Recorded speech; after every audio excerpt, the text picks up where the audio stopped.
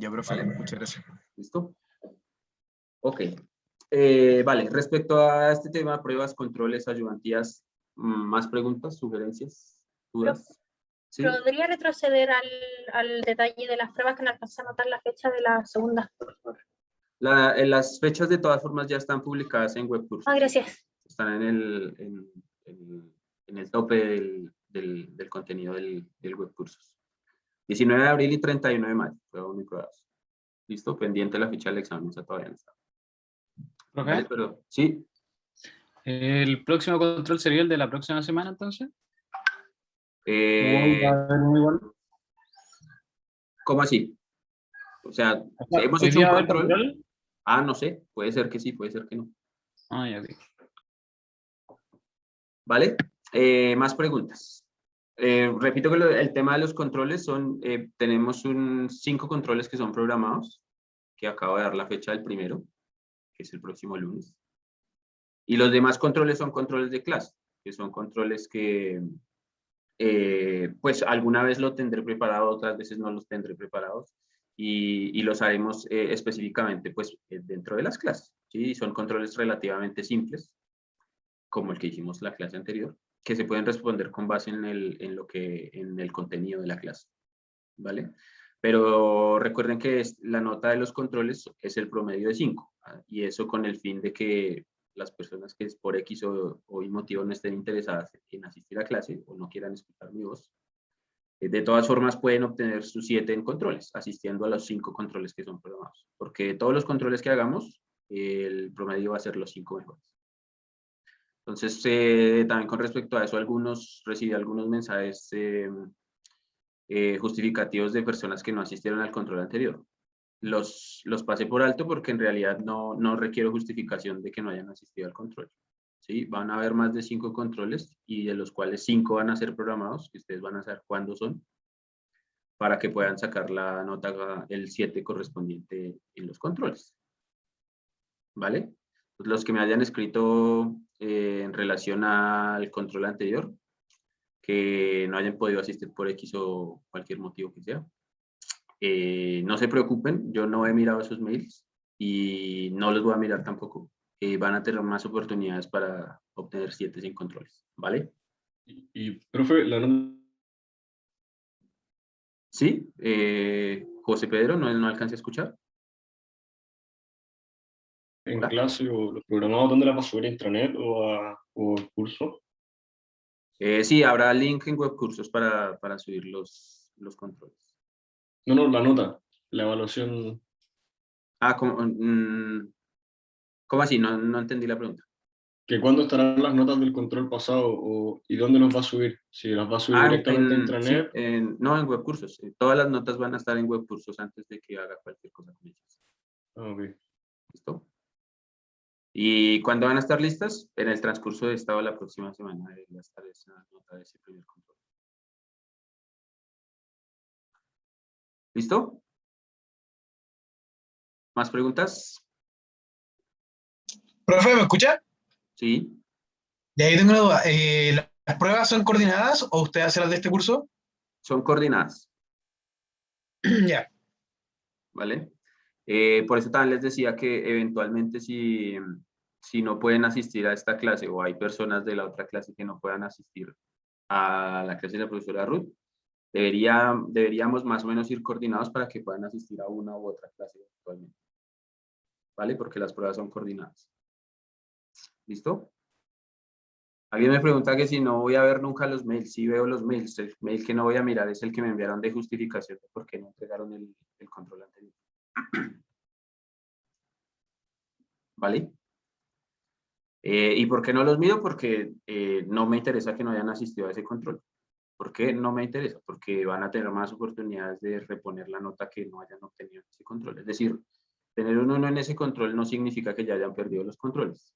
Van a haber más controles, hartos más, y de todos los que hagamos se van a seleccionar los 5 mejores. ¿Listo? Pero profe, o sea, yo por lo menos tuve un problema al subir el control porque ahí el web curso igual estaba como complicado de entender porque era distinto el sistema, entonces no encontraba dónde estaba para subirlo. Entonces cuando lo estaba subiendo se me cerró el web curso y no se lo pude mandar, así que se lo mandé por mail.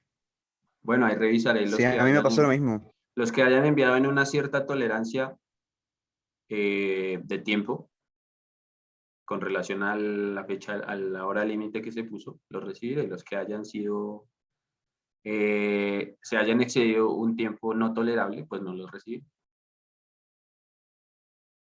¿Listo? Profe, ¿y esos mails como envío tardío por error y una comprensión del sistema los va a responder o tenemos que asumir que los vio? Repito, los que son justificativos no los voy a ver, ninguno lo va a responder. Pero los que son justificativos ni siquiera los voy a ver. Los otros pues los miraré, Ya, ok. miraré la fecha y guardaré los archivos para poder calificar. ¿Listo? Vale. Ok, ¿más preguntas sobre eso? ¿Estamos más o menos claros ahí? Ok. Con eso me voy a ir a hablar un poquito de lo que es el enfoque push-pull o empujón y tirón. Entonces voy a abrir acá nuestro blog, que es donde hemos venido trabajando. Vale, y entonces los temas de hoy, entonces para recordar, son primera parte que corresponde al enfoque de tirón y empujón, que ya va a explicar qué significa cada una de esas cosas. Y la segunda parte corresponde al tema de posicionamiento estratégico. ¿Listo? Entonces, para empezar, con esta simple caricatura se logra entender un poquito qué es push y qué es pull. Push, a ver, siempre me confundo con estas dos palabras. Pull es tirar y push es empujar, ¿vale? Entonces, en el ejemplo de push dice, tenemos las mejores ruedas a los mejores precios. ¿Y eso qué significa? Significa, o lo que intenta representar. Entonces, esto significa push, significa, cambio de color acá, esto, para poder escribir. Entonces, push es todo lo que la empresa hace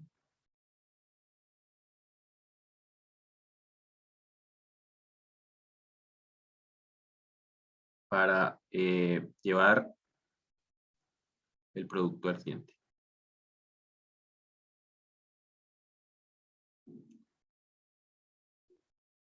¿Listo? A ver, y antes quizás de empezar a hablar de cada uno de los conceptos, debí hacer la introducción de por qué esto es importante. Bueno, seguimos trabajando en el tema de estrategia. Y estos conceptos son importantes porque definen la estrategia productiva de la empresa. ¿Cómo voy a manufacturar yo mis productos? En general, hay estas dos formas de hacerlo, de forma push o de forma pull. ¿Listo? Y eso es lo que vamos a entender ahora, qué es una cosa o la otra.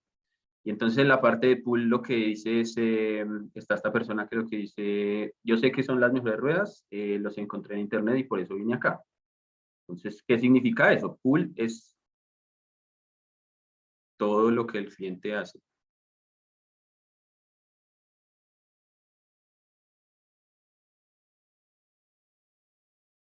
para obtener el producto deseado. El producto, todo lo que el cliente hace o ejerce sobre la empresa, para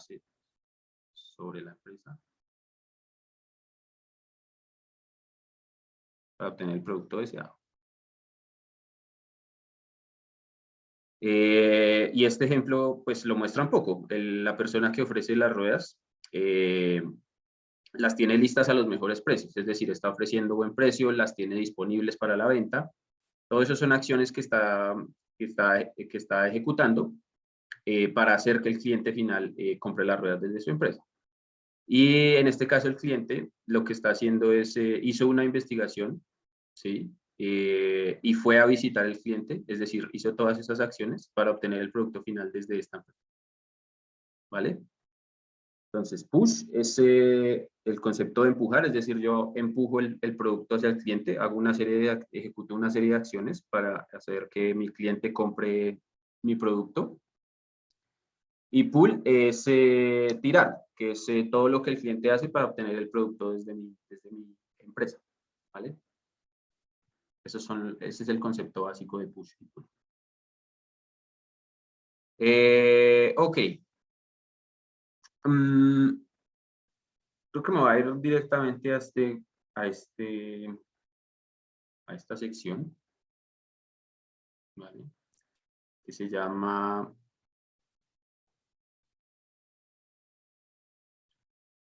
esto, que se llama Build to Order, que es lo que está relacionado con todo lo que es pull, ¿vale? ¿Qué significa Build to Order? Más o menos la traducción dice elaborar bajo pedido, ¿sí? Eso es lo que traduce. Entonces, este tipo de empresas que funcionan con esta modalidad Build to Order, lo que hacen es esperar las acciones de parte del cliente para fabricar el producto final. Es decir, ellos como tal no tienen el producto listo para cuando la persona llega a solicitarlo, ¿sí? O cuando lanza una orden de compra, el producto no está listo. Entonces, observen aquí este gráfico, que aquí aparece el pedido del cliente en un punto y noten lo que hay hacia arriba y lo que hay hacia abajo.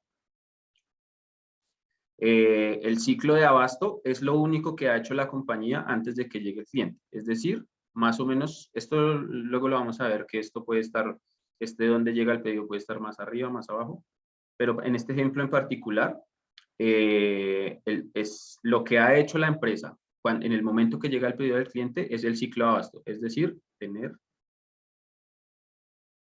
materia prima disponible. ¿Para qué? Para fabricar lo que el cliente me haya solicitado. ¿Sí? Es decir, no hay producto final todavía elaborado, sino que llega el pedido del cliente y yo tengo la materia prima lista para empezar a elaborar el producto que me haya solicitado mi cliente. ¿Sí? Ahí como dice, igual puede ser el caso de que me den el pedido del cliente y ahí yo recién mande a pedir los materiales, ¿no? Exactamente. Hay una descomposición de esta parte de Build to Order que lo vamos a ver enseguida. Se descompone en 3 diferentes tipos de producción y ya vamos a ver algunos ejemplos. Podría ser que este pedido del cliente llegue acá, que yo ni siquiera haya pedido todavía los recursos que necesito. Sí, pero eso lo vamos a ver enseguida. ¿Vale? Y entonces, una vez que llega el pedido del cliente, sí vienen los demás ciclos, el ciclo de fabricación, el ciclo del envío y demás. ¿Vale? Entonces, una vez que llega el pedido, lanzo mi orden de producción y empieza el proceso hasta que entrego el producto a mi cliente final. ¿Vale? Esa es la parte que se llama pull. ¿Listo? Entonces, característica principal, el producto final no está disponible cuando el cliente final realiza la orden. ¿Vale? Enseguida vamos a ver unos ejemplos de cada uno de estos tipos de producción. ¿Vale? Y vamos a tratar de entender un poco más el concepto. Y por el otro lado está el enfoque Make to Stock, que está relacionado con lo que sería Push. ¿Sí? Y entonces aquí vemos que el pedido del cliente llega cuando ya han pasado varias cosas adentro de la empresa. Todo esto ya ha pasado, ya pasó el ciclo de abasto, es decir, ya compré mi materia prima.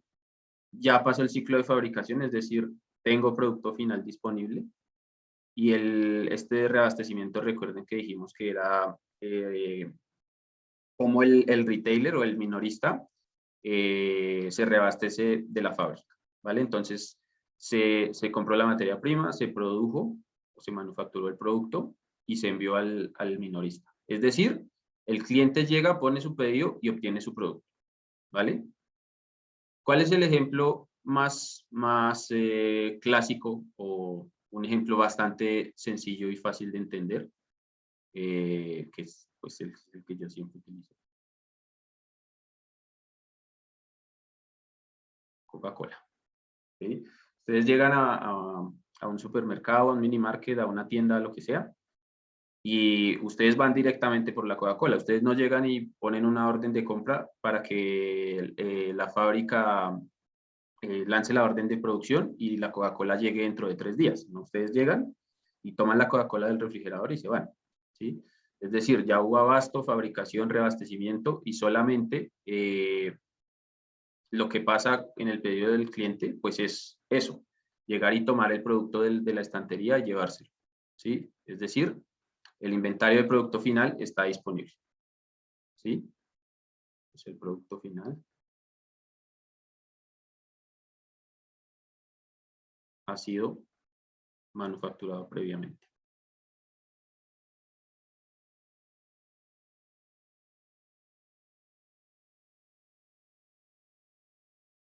¿Vale?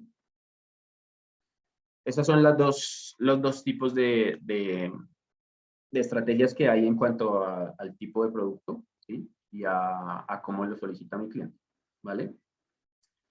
Y ahora sí nos vamos a ir entonces a ver algunos ejemplos y vamos a descomponer este build to order de acuerdo a lo que mencionaba hace un momento, ¿vale? Entonces, estos son, digamos, los 4 modelos principales, donde todos estos que están acá, estos 3 primeros, pertenecen al tipo pool. Y este solito que está aquí abajo es el modelo tipo push. ¿Vale? Entonces, ahí es donde viene lo que mencionaba nuestro compañero anteriormente. ¿Dónde llega la orden del cliente? Entonces, en el ejemplo que vimos anteriormente, aquí ya estaba la materia prima disponible. Es decir, es ese ejemplo en particular que está ahí, es este que se llama Make to Order. ¿Por qué? Porque ya pasamos este proceso que se llama Procure, que es el proceso de compra de materias primas. Y está listo aquí el inventario de materias primas para realizar todo el proceso productivo hacia allá. ¿Vale?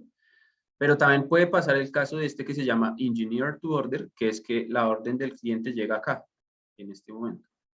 ¿Sí? Es decir, yo no sé absolutamente nada de lo que me va a pedir mi cliente. No sé ni siquiera lo que necesito para fabricar el producto final. ¿Sí? Es decir, yo parto incluso desde una etapa de diseño hasta que entrego el producto final. ¿Vale? Y hay un tercero también, que es el que se llama Assemble to Order, que es, tampoco tengo producto final, noten que aquí está la etapa de ensamblamiento o de fabricación, ¿sí? Pero lo que sí tengo es esta parte acá que es un premanufacturado o tener algunas cosas listas de lo que voy a necesitar para realizar mi producto final. Un ejemplo o el ejemplo más sencillo de entender acá en este Assemble to Order es, por ejemplo, qué sé yo, una empresa de fabricación de autos cualquiera, nombre más chévere. ¿Sí? Porque ellos, bueno, quizás Chevrolet tiene más fabricación en masa. Aquí es donde vamos a empezar a ver este tema un poco de lo que decíamos de la escala de grises, porque uno puede ver que alguna empresa quizás esta masa quizás pertenece a la Assemble to Order o al Make to Order, de acuerdo a cómo uno la ve desde afuera. ¿Sí? Pues quizás acá, no sé, una empresa que sí fabrica personalizado es Ford.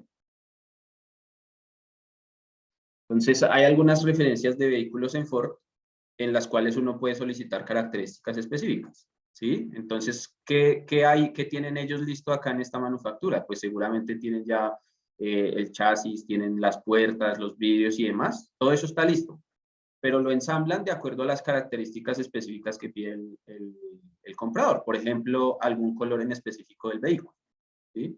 Entonces yo voy al concesionario y quiero comprar un vehículo Ford y está el vehículo que yo quiero, pero no está en el color que yo lo busco y no tiene, no sé, qué sé yo, se me ocurre algunas características internas como, no sé, elevavidrios o cualquier especificación que yo quiera en particular.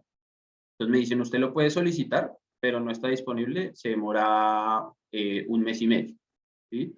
¿Y qué será ese mes y medio? Pues los 15 días que dura la fabricación o los 3 semanas que dure la fabricación y el tiempo de importación, ¿vale? Pero ellos ya tienen algo premanufacturado, pueden tener el vehículo incluso ya listo y solamente pintarlo al color del cliente, al color que lo haya solicitado el cliente, ¿sí? Entonces ya han hecho algún proceso de manufactura previo y solamente hacen el ensamblaje final, por ejemplo, en ese caso, ¿vale?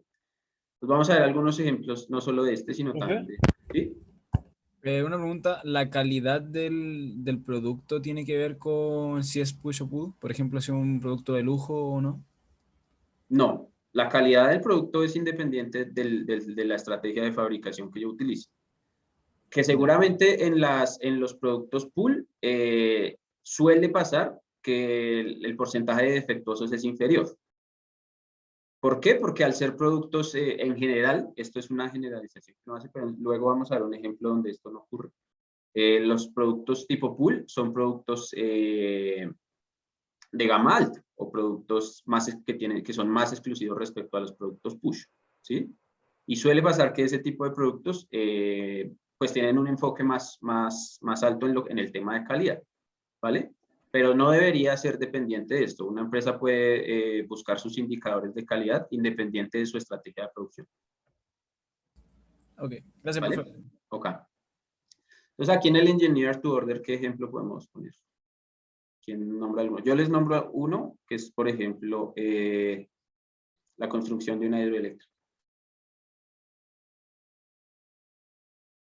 De una planta hidroeléctrica.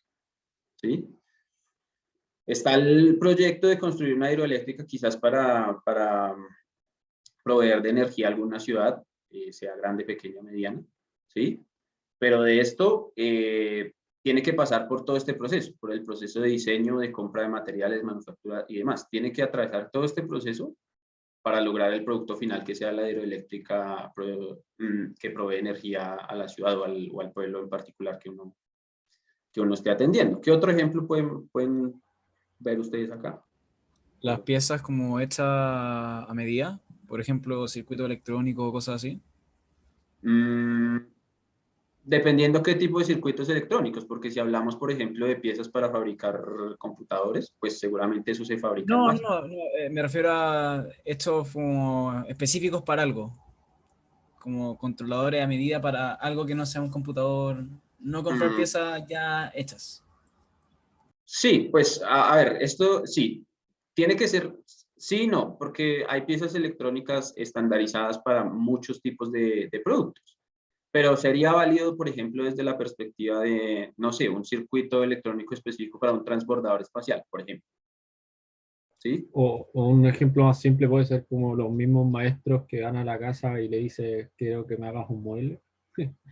Ese vive más acá, porque él seguramente ya tiene la madera para fabricar el mueble. ¿Sí? Ah, mira. Pero sí, o sea, Perfecto. vive entre estas dos cosas, entre el Engineer to Order y el Make to Order.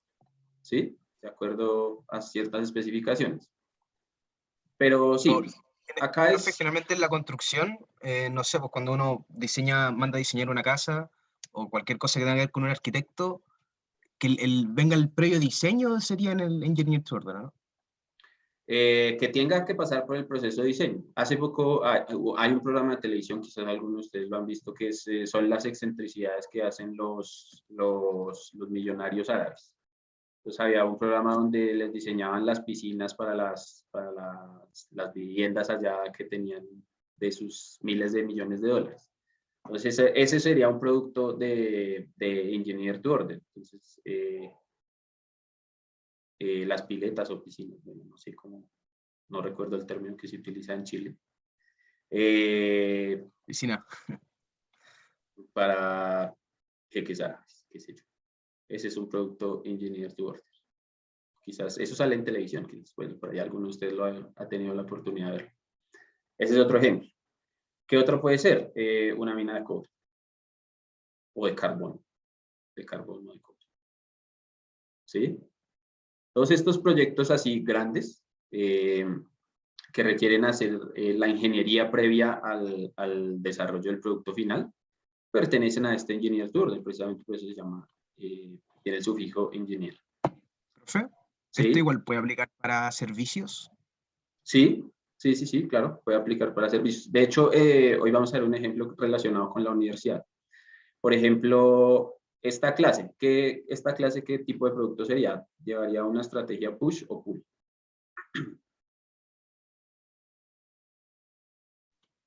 O no Puch. necesariamente esta clase, sino cualquier carrera profesional. ¿La universidad qué hace? La universidad diseña las carreras profesionales, o en particular los cursos de alguna carrera, para sacarlos al mercado, es decir, empuja el producto y ya ustedes deciden si les gusta ese producto en esa universidad o si les gusta algún otro en otra universidad, ¿sí? Pero es un producto estandarizado. Este curso es un curso, gracias a quien contestó que era Push, porque es un curso que se dicta todos los semestres, ¿sí? Es decir, está estandarizado, es decir, make to stop, ¿sí? Pero también hay cursos que pueden ser de tipo pool. Por ejemplo, si alguna empresa viene a la universidad y solicita un curso para alguna temática particular, eso sería un pool, porque la empresa que viene a solicitar ese curso a la universidad está alando ese curso desde la universidad, ¿sí? Entonces, en servicios también es válido hacer este análisis estratégico del producto. ¿Vale? Ok, pasemos entonces y veamos algún ejemplo acá en este Make to Stock. Aquí entonces vale el ejemplo de los muebles. Entonces, por ejemplo, sobre todo ahora que está en las grandes ciudades que las viviendas son supremamente pequeñas y se fabrican muchos muebles, lo que se llaman muebles con diseño minimalista.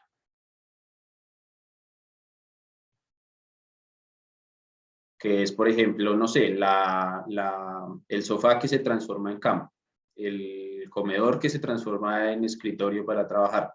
Esos son los que se conocen como muebles minimalistas. Ese entra ahí en el Make to Order. ¿Qué otro?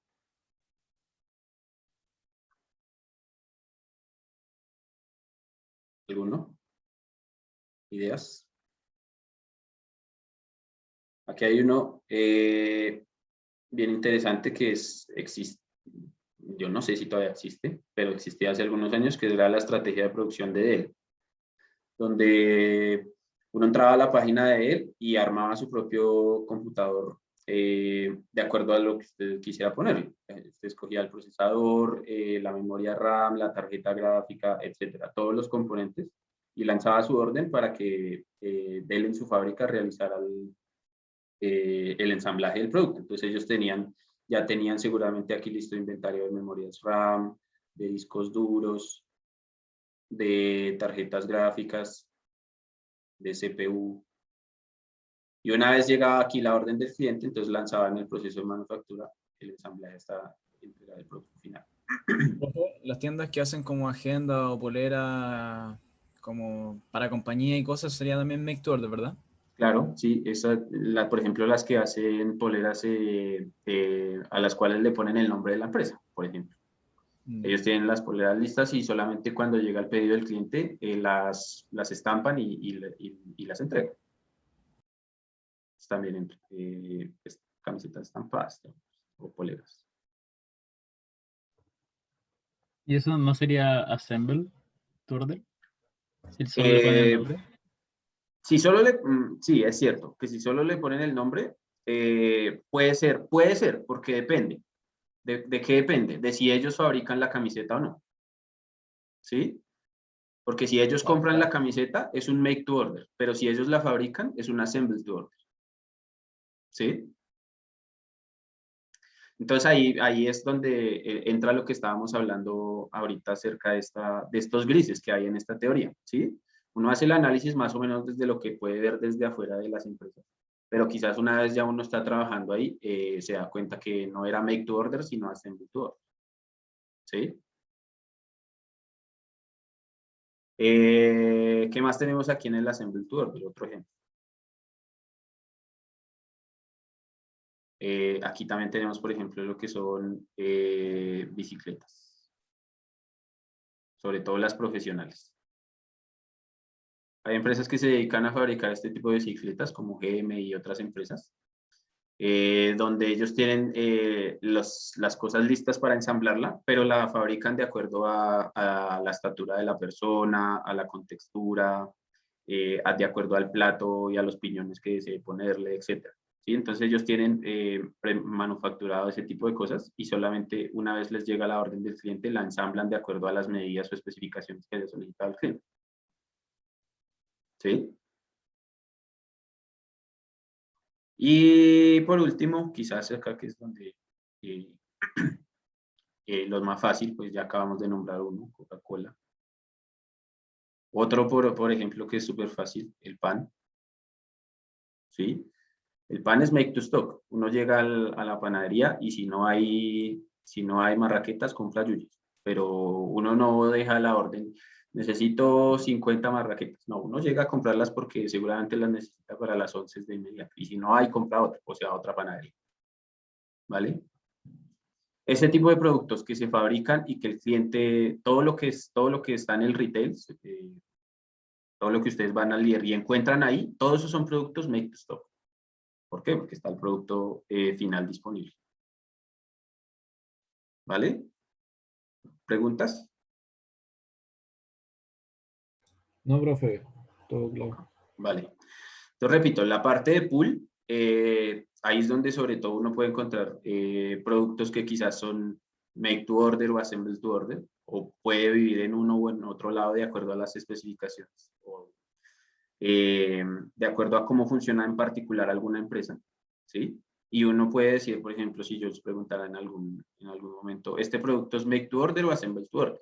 Puede ser que en algunos casos sea make to order o assemble to order de acuerdo a cómo funciona la empresa como tal. ¿Sí? Entonces ahí lo que ustedes tienen que hacer es justificar adecuadamente por qué afirman una u otra cosa. ¿Listo? Vale, preguntas. Ok. Entonces, ya me voy a mover aquí un poquitico. Aquí hay otros slides que ustedes pueden ver más o menos para así la teoría, pero lo que quiero hacer es como un paralelo aquí entre un modelo y otro.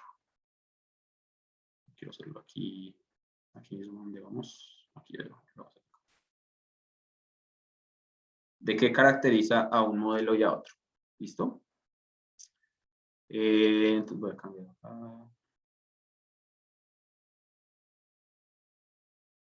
Aquí voy a escribir push y pull. ¿Qué caracteriza a un modelo y qué caracteriza al otro? Entonces, según lo que hemos visto, ¿qué hace el modelo push? Anticiparse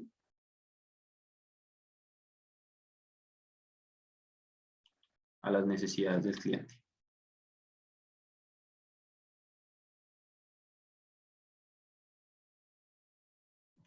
Mientras que en el pull, ¿qué es lo que pasa? Yo como empresa reacciono a las necesidades del cliente.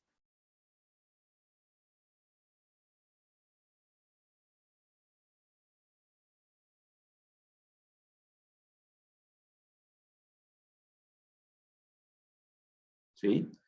De acuerdo al tipo de producto que estemos manejando, bien sea assemble to order, make to order o engineer to order, pues reaccionaré a diferentes niveles. ¿Sí? En algunos reaccionaré solamente realizando un ensamblaje simple de algunas piezas que ya tengo listas, o en otros tendré que reaccionar incluso entregando desde el diseño del producto al cliente final. ¿Vale? O sea, aquí hay diferentes, en el pool hay diferentes niveles de reacción y eso encaja con lo que vamos a ver un poquito más adelante en la parte de posicionamiento estratégico. ¿Listo? Aquí algo que voy a poner en rojo, con lo que hay que tener cuidado porque es una simplificación que no siempre funciona. Y yo les voy a mostrar en la segunda hora un ejemplo donde no funciona. Donde los productos push se relacionan con productos baratos. Y lo voy a poner entre comillas porque hay productos muy costosos. Bueno, es que barato es un concepto relativo porque depende de contra qué yo esté comparando. ¿Sí? Puede ser barato con respecto, si yo estoy hablando de un computador portátil, un computador que cuesta 1.000.000 de pesos puede ser barato si lo comparo con respecto al mejor computador del mercado, pero puede ser caro si lo comparo contra un computador promedio de, no sé, 600.000 pesos. Entonces, el concepto de barato es relativo. Y el pool se relaciona con el concepto de productos más premium.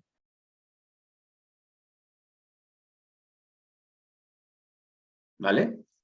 Entonces, ¿esto para qué lo digo? Pues porque uno puede partir por ahí, observando la característica en cuanto a precio del producto, pero no se puede quedar solo ahí, ¿sí? Uno tiene que luego hacer el análisis de si es que el producto ya lo fabriqué antes de que el cliente llegara, o en qué etapa es que yo empiezo a fabricar el producto, o si es que tengo que hacer desde la ingeniería, etc. ¿Vale? Pero sí sirve como un primer approach, mirar la gama del producto, ¿sí? En términos de precio. ¿Qué más? En la parte de push, ¿qué es lo que suele haber? Altos inventarios.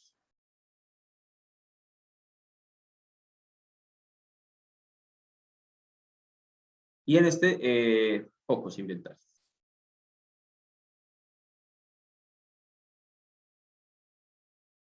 Y este concepto voy a explicarlo bien, porque si volvemos nosotros aquí a lo que teníamos, por ejemplo, si yo comparo, acá, si yo comparo el make to order, el assemble to order y el make to stock, todos tienen inventario. Sí, aquí hay inventario, aquí hay inventario, aquí hay inventario. Lo que pasa es que son inventarios de diferentes cosas. En este caso es inventario de materia prima. Materia prima. En esto es inventario de producto en proceso, que se llama WIP, Work in Progress. Y aquí es inventario de producto final. ¿Sí?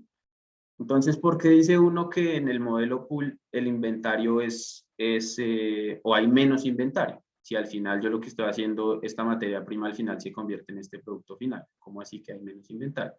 Porque este inventario acá, como yo lo estoy nombrando, en esta tablita que estamos haciendo, es relativa a dinero. No como tal a las cantidades de madera o de electrónicos o de piezas que yo tenga en inventario, sino en cuanto a dinero. ¿Por qué se dice que aquí los inventarios son altos? Porque esto considera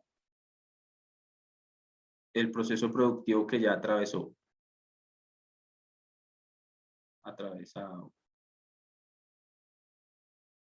por el producto.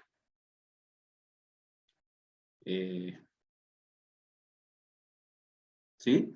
Entonces, ¿qué significa que el inventario sea más alto? No es lo mismo perder el inventario de madera, por ejemplo, si yo estoy fabricando muebles. Pues si por X o Y motivo yo pierdo la madera, o lógicamente que no lo quiero perder, pero supongan que he perdido madera por cualquier motivo que sea. Pierdo menos que si pierdo el producto ya manufacturado, es decir, si yo tengo comedores, camas, sillas listas para la venta. Eso se considera que es un inventario más alto que el inventario de madera. ¿Por qué? Porque ya atravesó el proceso productivo y todo ese proceso productivo implica costos. ¿Sí? Entonces, en cuanto a eso es que se hace referencia el término de que sea un inventario más alto en el push que en el pull. ¿Vale? Se refiere al valor que pasa por la Exactamente, del proceso. exactamente. Sí, exactamente. El valor que le ha agregado al inventario, bien sea el inventario de work in progress, de materia prima, de producto final. ¿Listo? Se refiere a eso. ¿Qué más? Entonces,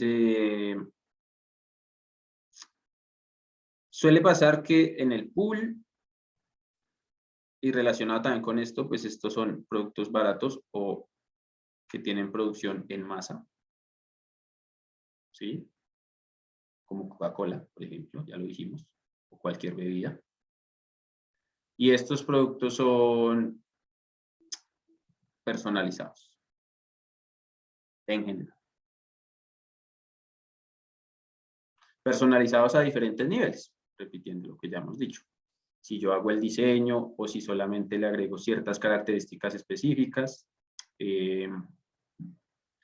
Dependiendo de qué tanta personalización tenga, va a vivir en alguna de las estrategias pool que nombramos anteriormente. Por ejemplo, los autos viven a todos los niveles de estas estrategias. Les voy a volver aquí un segundo al cuadro.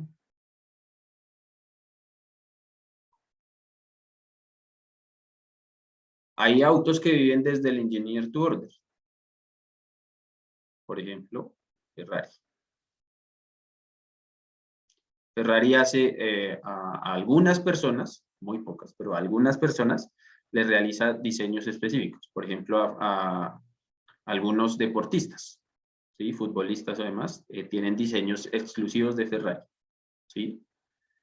Hay autos que viven en el make to order, como los BMW o los Mercedes-Benz.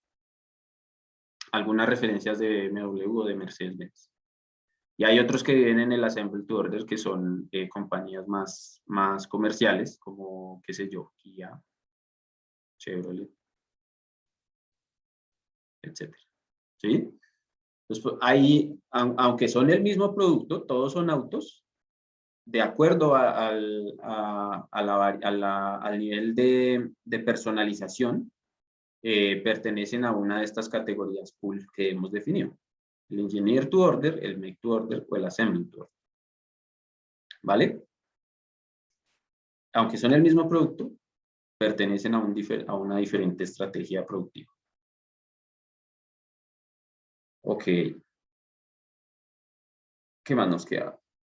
Características del push.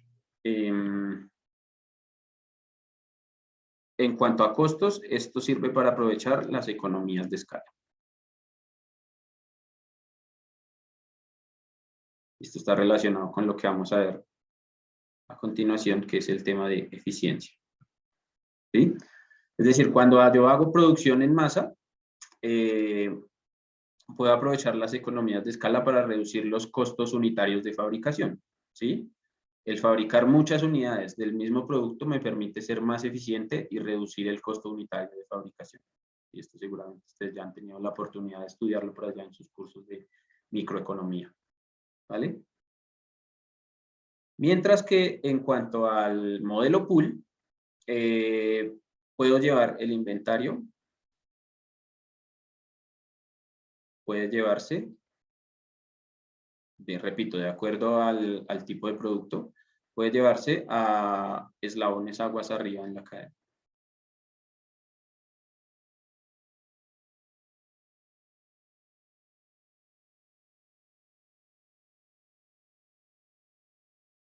¿Sí? Es decir, no necesariamente el inventario lo tengo que tener yo, repito, de acuerdo al producto, sino que lo puede tener mi proveedor y yo solamente solicitarlo una vez llega mi orden de compra. ¿Vale? Entonces, esto permite que reducción de costos de inventario.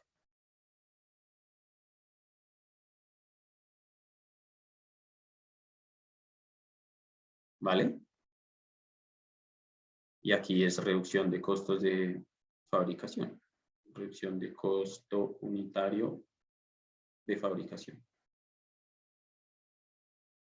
¿Listo? Entonces, algunos tienen unas ventajas con respecto al otro. Y, repito, depende del tipo de producto y de cómo yo me sitúe, cómo yo me posicione estratégicamente como empresa y de acuerdo a las características del producto que le ofrezco al cliente final. ¿Vale? Preguntas.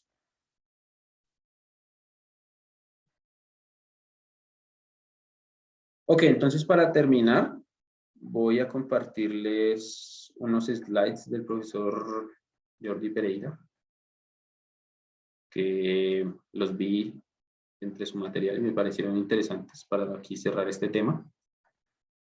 Un segundo. Que son de su clase del semestre pasado.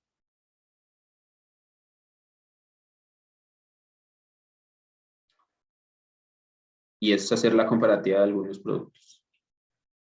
Entonces, están escritas ya más o menos con la comparativa que uno hace, pero entonces veamos aquí el ejemplo de dos cafeteras. ¿sí? Tenemos la cafetera clásica para, pues, para producir el café que hemos tomado toda la vida, ¿sí? Esta de la izquierda. Y tenemos esta que permite no solo fabricar café, sino con sabores, que permite fabricar café con leche, capuchino, etc. ¿Vale? Entonces, esto aparecía en un control que hizo él. Y la pregunta era, o comparar estos productos para ver si uno era build to order o make to stock, o cómo se comparaban uno con el otro. La respuesta aquí es que ambos son fabricados en masa, son fabricados en línea, ¿sí? Ninguna de las dos cafeteras o ninguna de las dos empresas que fabrica estas cafeteras espera que llegue una orden de una cafetera para ir a fabricarla, sino que las dos las fabrican y las ponen en el mercado. ¿Dónde está la diferencia entre estas dos cafeteras? En los ciclos de producción y de distribución, ¿sí? Por ejemplo, el ciclo de distribución de esta seguramente funciona principalmente con el ciclo de reabastecimiento. Esta funciona de la izquierda. Trabaja con el ciclo de reabastecimiento minorista-fabricante. ¿Sí? O retailers fabricante. Entonces, si las venden, qué sé yo, en un almacén de cadena, lo que hacen ellos es verificar su inventario periódicamente para reabastecerse, ¿sí? Mientras que estas, que también están disponibles, seguramente estas no se encuentran en almacenes, no se encuentran directamente en el retail, sino que se compran directamente en la página web del fabricante. ¿Sí? No sé si será Nescafé o algunas, qué sé yo, supongamos que fuera Nescafé. Pues seguramente estas, algunas se encuentran en retailers, pero otras no, ¿sí? Otras se compran simplemente por internet a pedido del cliente. Hay algunas cafeteras que funcionan ahora. Entonces, este no tiene el ciclo de reabastecimiento como si lo tiene el de la izquierda, ¿sí? Entonces, por eso dice acá que los ciclos son diferentes. Su cadena de distribución, la cadena de distribución, funciona de forma diferente, pero ambos siguen una estrategia de make to stock. ¿Vale? ¿Preguntas ahí?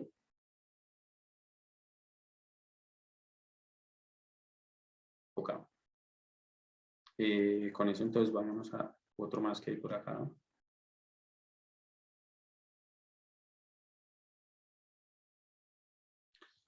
Están estos dos productos, que son un camión de bomberos y un avión. ¿Qué estrategia de producción sigue cada uno de estos productos? ¿Qué estrategia sigue la producción del camión de bomberos? ¿Alguien puede decir?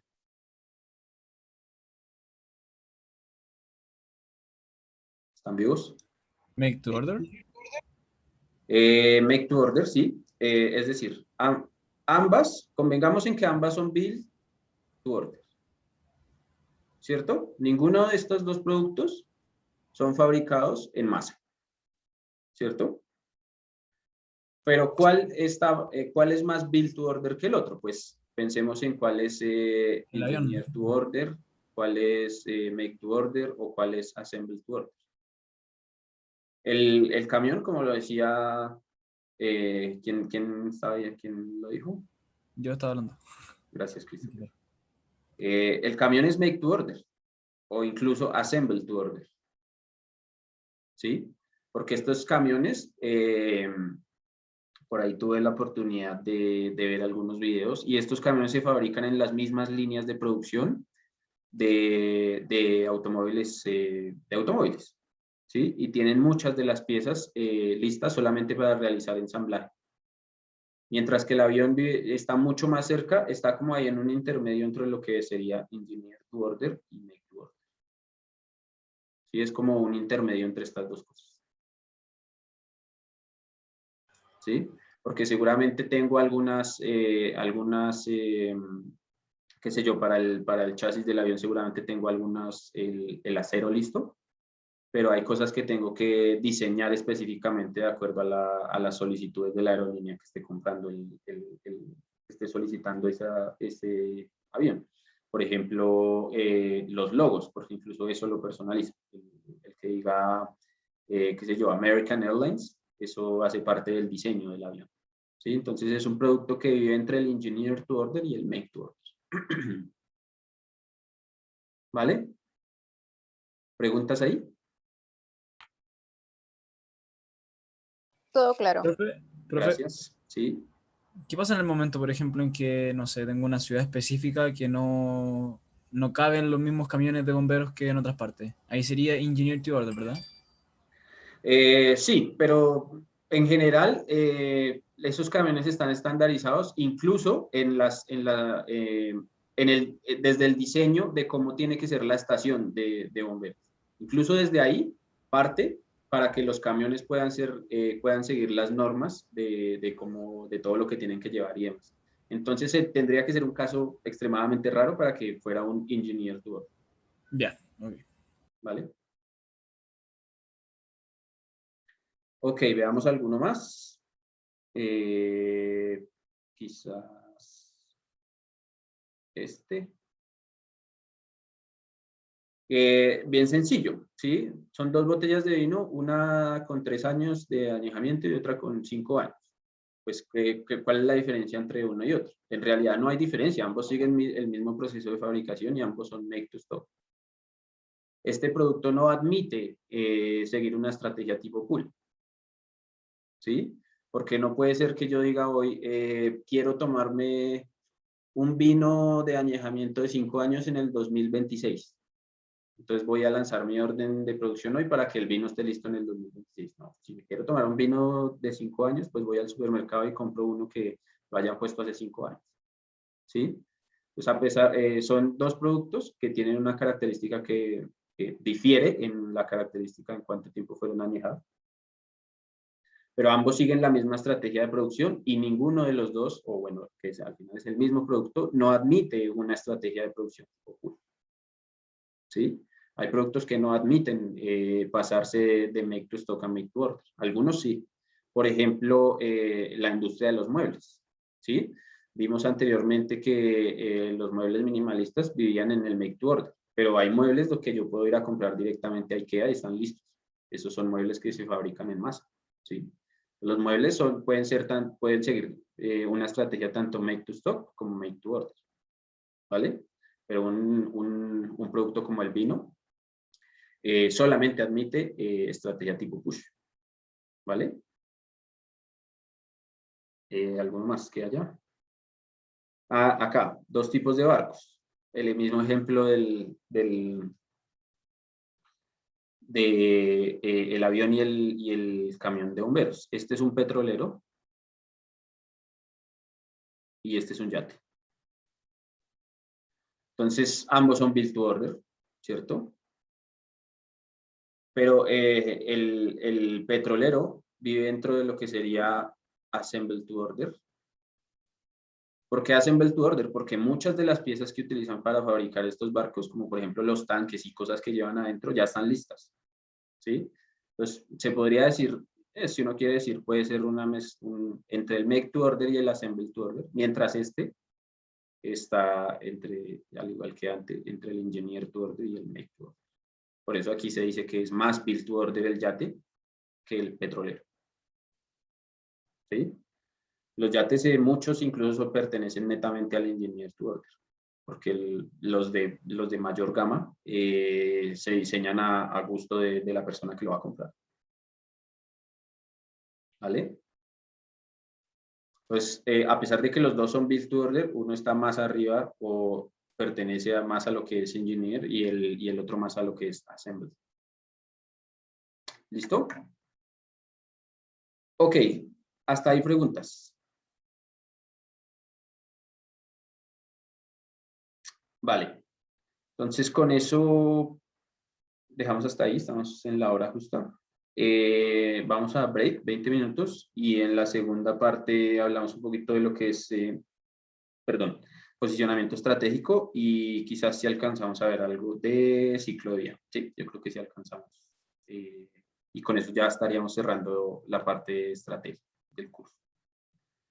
¿Listo? ¿Preguntas, dudas, inquietudes? Ok, con eso entonces paramos. Vale. Estábamos diciendo que en cuanto a su oferta académica, la universidad funciona bajo un modelo push. Pone en circulación ciertos programas profesionales académicos y ustedes como clientes, en este caso, pues deciden si la oferta les gusta para estudiar en esta universidad o en alguna otra, ¿vale? Eso en general en cuanto a lo que tiene que ver con la formación profesional. Pero existe también la parte de investigación, que es como el producto secundario de las universidades. ¿Por qué producto secundario? Porque hay universidades que viven en el mundo sin hacer investigación, pero no hay universidades en el mundo que vivan sin dar clase. Entonces el producto principal, sí o sí, es la formación académica. El producto secundario es la investigación. Entonces este slide que ven acá hace parte de una presentación que hubo de parte del área de I+D, Investigación y Desarrollo de la universidad para todas las facultades. Y muestran acá cómo funciona, cómo esta área de la universidad funciona con una mezcla entre lo que es push y pull, ¿sí? Es la parte de push. Es lo que netamente investigación pura.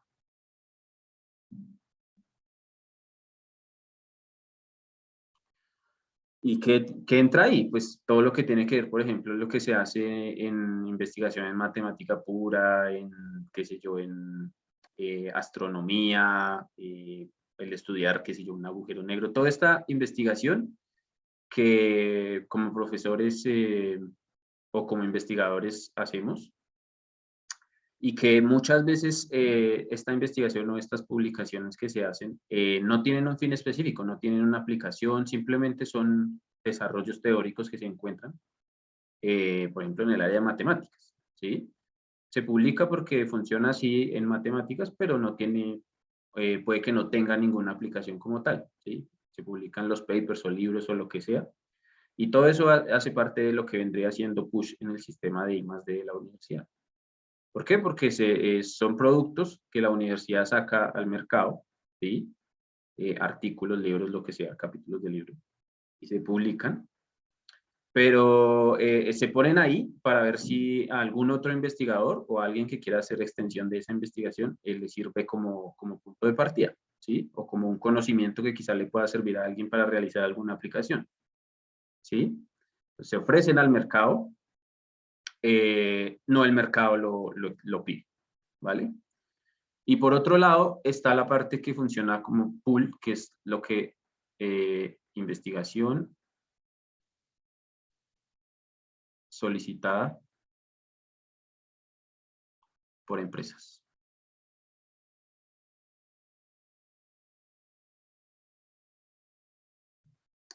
¿Qué hay acá? Son empresas privadas o entidades públicas que se acercan a las universidades y dicen, mire, tengo este problema y necesito pues ver cómo me lo pueden ayudar a solucionar. Entonces, la universidad en ese caso se encarga de hacer la investigación respectiva para resolver esos problemas. ¿Por qué? Porque muchas veces las empresas se centran únicamente en la operación del día a día, de realizar, sacar su producto a la venta y que funcione como está funcionando y ya. Pero muchas veces cuando se quiere hacer un avance tecnológico o se quiere estudiar un problema, no cuentan con el personal capacitado para eso. Entonces, por eso muchas veces buscan a las empresas. Esto no sucede tanto en Sudamérica, en Latinoamérica, porque en general el contacto entre las empresas y las universidades es bajo. No hay mucha confianza de parte de la industria y tampoco la academia hace muchos esfuerzos por acercarse a la industria y trabajar mancomunadamente. Pero esto sí se ve mucho en Europa y en Estados Unidos, que las empresas privadas invierten mucho dinero con universidades para hacer avances tecnológicos en su operación, ¿sí? Por ejemplo, Amazon. Amazon y Google tienen nichos específicos de investigación que trabajan con universidades e invierten para contratar personal investigativo de las universidades.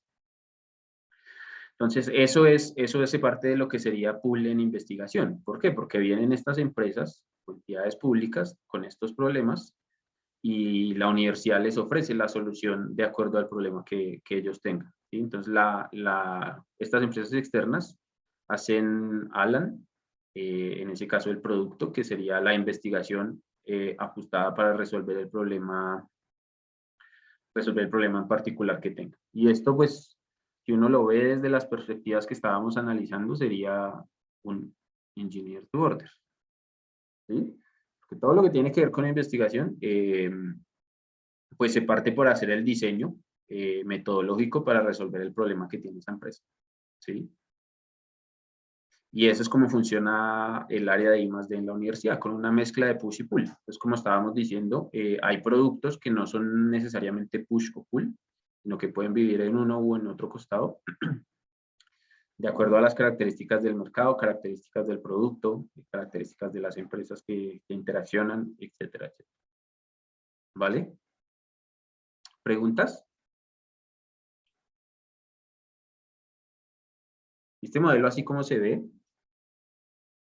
también es extrapolable más o menos a cómo funcionaría, por ejemplo, un banco.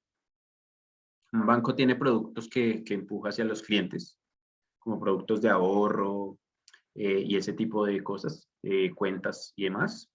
Y otros que son directamente solicitados por los clientes como créditos hipotecarios, créditos de vehículo, etc. ¿Sí? Entonces, un banco también es una mezcla de lo que sería push y pull. Entonces, ahí es donde vemos que este tipo de estrategias no solamente aplican para empresas manufactureras, sino también en el área de servicios. ¿Listo? ¿Preguntas? Vale. Pues con eso nos vamos a esta sección. Esto ya lo hemos venido hablando.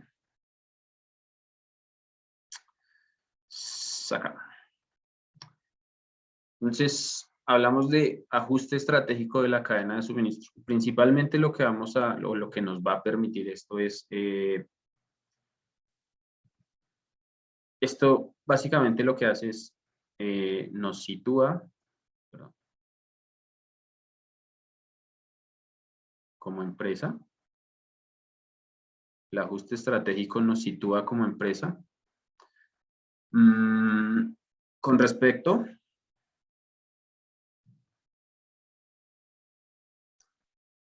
a lo que nuestros clientes esperan de nosotros.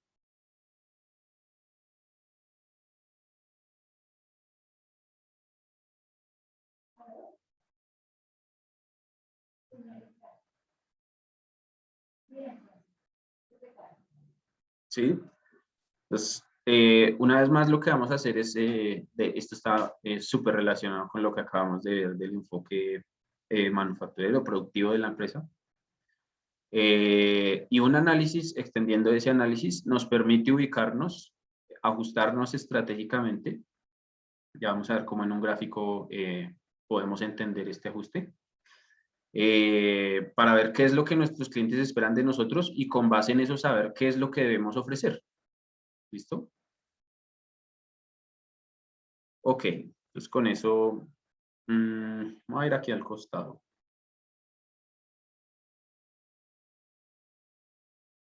No,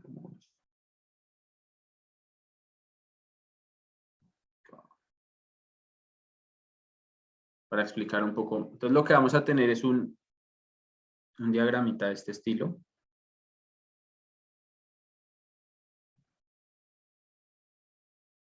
Donde enseguida va a decir que son el eje X e Y y el ajuste estratégico va a vivir en una franja que está por acá. ¿Listo? Enseguida va a explicar qué es esa franja, qué son los ejes y demás, ¿vale? Entonces va a partir explicando qué hay en el eje X. Eje X, entonces es todo lo que tiene que ver con variabilidad del producto y del cliente. Entonces esto es una simplificación súper fuerte para intentar entender qué tanto espera el cliente de nosotros, ¿sí?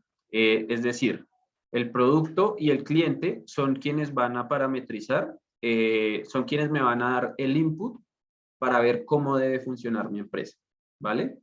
Y vamos a ver productos, entonces, en el eje X, si nosotros lo analizamos, partimos analizando.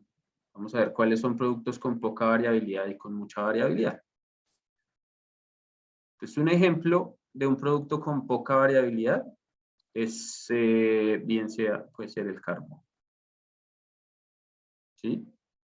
Si yo tengo una mina de carbón, ¿qué hace que este producto qué? Siempre funciona igual. ¿Qué es lo que se hace? Se extrae, se procesa y se envía. Se extrae, se procesa y se envía. Se pone en un barco y se envía hacia donde se vaya a distribuir. Entonces, el producto siempre es lo mismo. Pasa por la extracción, procesamiento y envío. Es estándar, ese producto no cambia. ¿Sí? Entonces, esto, en la poca variabilidad, hace referencia a poca variabilidad. En general hace referencia a productos estandarizados. ¿Sí? Mientras que alta variabilidad hace referencia a productos que pues no son muy personalizables. ¿Sí? Entonces, por ejemplo, acá tenemos los vestidos de un sastre. ¿Sí? Entonces, los vestidos de un sastre son muy variables porque dependen específicamente de los requerimientos del cliente. ¿Sí? Es decir, hay mucha variabilidad en cuanto a las medidas específicas, en cuanto a los materiales, en cuanto a qué corte en específico busca el cliente. ¿Sí? Es muy variable, es muy adaptable a la solicitud del cliente. Es personalizable y no está nada estandarizado. ¿Listo? Entonces, eso es lo que tiene que ver con variabilidad del producto y en general lo denotamos variabilidad externa a la empresa.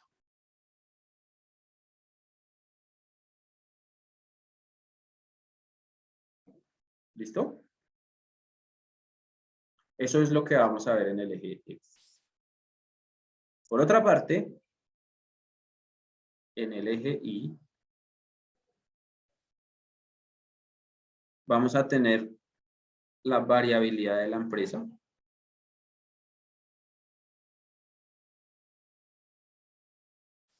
Que no es otra cosa que la capacidad de respuesta de la cadena de suministro, de mi cadena de suministro, como empresa. ¿Sí? Entonces, la variabilidad, esto es lo que llamamos variabilidad interna. ¿Sí? Si el eje X era la variabilidad externa, esta es la variabilidad interna. Mía como empresa. ¿Vale? Y hace referencia a qué tanta capacidad tengo yo de respuesta a las solicitudes de mis clientes. ¿Listo? Entonces, haciendo algo parecido, pues vamos a tener aquí el eje Y, ¿cierto? Que es así. Pero que por facilidad aquí lo que voy a dibujar lo voy a poner así. ¿Sí? Es decir, lo voy a voltear. Para ponerlo así. Y solamente para explicar esta explicación. Este es el eje Y. Entonces, ¿cuál es una empresa que tiene poca capacidad de adaptación o poca capacidad de respuesta? Pues la empresa que fabrica un producto estandarizado, como una empresa que trabaja con cobre. ¿Sí? Como Codelco. ¿Codelco qué hace? Trabaja con cobre, por eso es compañía del cobre. ¿Sí? Trabaja con un producto estandarizado y en el momento que ustedes le pidan algún cambio o alguna cosa que no se relacione con su actividad principal, que es extraer, procesar y enviar cobre, pues no va a tener capacidad de respuesta, no va a tener cómo responder a ese cambio en lo que solicita el cliente. ¿Sí? Pero mientras ellos sigan ajustados a lo que es producción de cobre y se mantengan trabajando con los clientes que consumen el cobre como ellos lo fabrican, pues están ajustados estratégicamente a lo que es ese producto estándar. ¿Listo? Y por otra parte tenemos acá cuando hay harta variabilidad interna, es decir, mucha capacidad de respuesta, una empresa como cuál, pues tenemos de nuevo una empresa como la fábrica de muebles minimalistas. Podría poner un ejemplo más extremo, algo que fuera de una empresa de engineer to order, pero creo que esta funciona bastante bien para entender los conceptos. De la diferencia entre estandarizado y personalizable y cómo funciona la banda del ajuste estratégico. ¿Listo?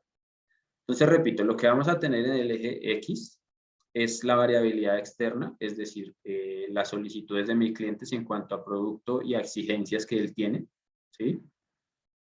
Y en el eje Y es cómo me adapto yo como empresa, la variabilidad que tengo internamente, la capacidad que tengo para responderle a mi cliente esas solicitudes o esos requerimientos que tiene.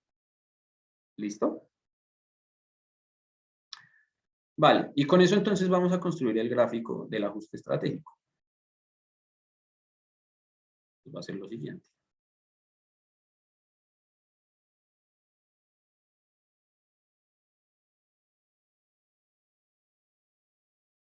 Hemos dicho entonces que en el eje Y tenemos la variabilidad interna o capacidad de respuesta de la cadena de suministro de mi empresa, ¿sí?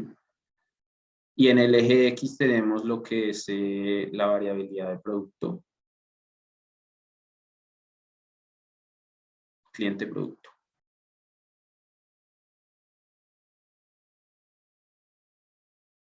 ¿Listo? Y por eso entonces ahí es donde va a aparecer mi franja de ajuste en posicionamiento, que va a ser algo de este estilo.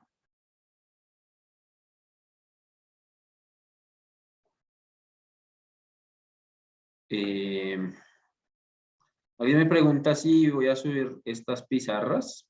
La respuesta es no sé, voy a intentarlo porque no he intentado estos blogs de notas pasarlos a un PDF o algo así, pero voy a intentarlo. De hecho, olvidé hacerlo porque me lo habían preguntado en la clase anterior y es algo que tengo que hacer. ¿Vale? Entonces, voy a intentarlo, ¿vale? Para subirlo esta semana si lo logro. Profe, ¿a qué se refería con CS? Cadena de suministro o cadena de abastecimiento. Capacidad de respuesta de la cadena de suministro. ¿Listo? Y entonces, ¿por qué esta es la banda de ajuste estratégico? ¿Por qué? Pues porque si yo tengo un producto que tiene harta variabilidad, pues lo que yo quisiera es tener una cadena de suministro que logre adaptarse a esa variabilidad. ¿Sí? Mientras que si yo tengo un producto con baja variabilidad, pues yo quisiera tener mi cadena de suministro bastante ajustada. No necesito ofrecer una cadena de suministro que sea muy adaptable, ¿sí? Porque el producto como tal y el cliente solamente me están exigiendo esos estándares y no necesito ofrecer nada más, ¿sí? Entonces, por eso las empresas en general deben vivir en esta franja que acabo de dibujar acá.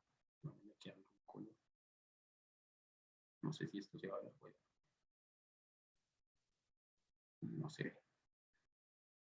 Por el fondo negro. Pero esta franja, voy a ponerlo aquí. ¿Listo? Esa es la que se llama la franja de ajuste estratégico. ¿Listo? Entonces, lo ideal es que mi compañía viva en esa franja y vamos a explicarle por qué. ¿Vale? Entonces, acá en este punto, ¿qué tengo? Pues lo que puse anteriormente. Codelco con el cobre. Ellos están ahí ajustados perfectamente. ¿Sí? El cobre como producto aquí en el eje X y Codelco como empresa acá, ajustado perfectamente, ofreciendo cobre de acuerdo a lo que exige el mercado. ¿Vale? Y por acá está como cliente, perdón, como producto o como cliente, que es el eje Y. Recordemos que es cliente y producto. Pensémoslo en términos de los muebles minimalistas. Entonces, aquí está la empresa de muebles. ¿Sí? ¿Por qué la variabilidad es alta? Pues porque me solicitan productos específicos de acuerdo a las solicitudes de mi cliente, de acuerdo a las características que tiene su espacio, fabricar sus muebles. Y yo como cadena de suministro tengo que poder adaptarme a dar esas soluciones de acuerdo a lo que me exige. Entonces, esa empresa tiene que vivir por aquí. ¿Cierto? Ahora, en el intermedio, pues habrán empresas de todo tipo y aquí es donde viven, voy a ponerlo en otro color, porque vamos a ver más o menos que la distribución es que en este sector de la franja viven las empresas que trabajan make to stock.